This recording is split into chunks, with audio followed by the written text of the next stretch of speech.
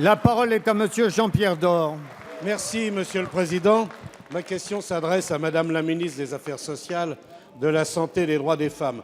J'y associe mon collègue Arnaud Robinet et mes collègues du groupe Les Républicains.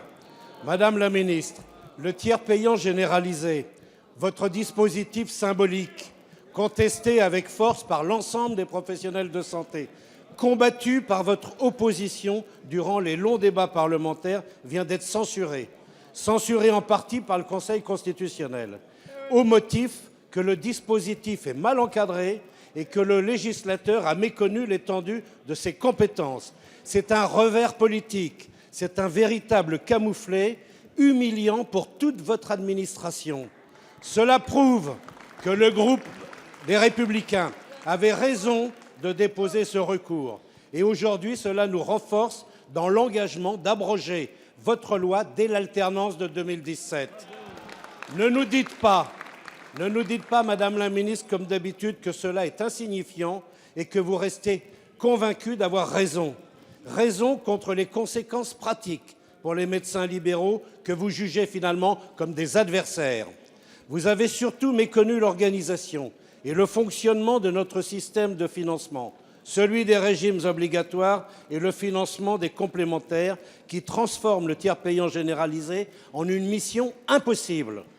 Madame la ministre, ce dispositif devait devenir obligatoire par les médecins généralistes. Il a sérieusement du plomb dans les ailes. Le tiers payant généralisé doit être facultatif. Alors laisserez-vous le libre choix aux professionnels de santé? Ils ne vous demandent pas l'aumône, mais ils demandent simplement d'être reconnus. Merci. La parole est à Madame Marisol Touraine, ministre des Affaires sociales, de la Santé et des droits des femmes.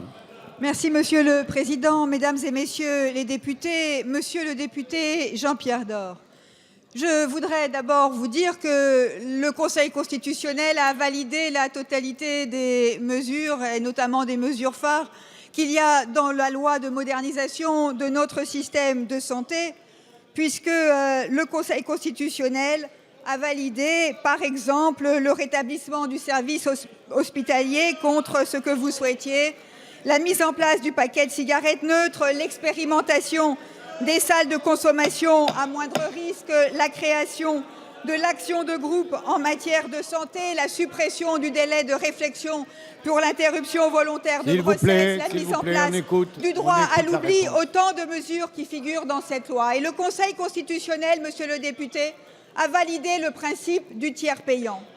Le tiers payant se mettra en place cette année comme prévu. À partir du 1er juillet prochain, ce sont 15 millions de Français qui, progressivement, pourront bénéficier du tiers payant. Ce sont ceux qui sont pris en charge à 100% par l'assurance maladie, notamment les femmes enceintes et les malades graves.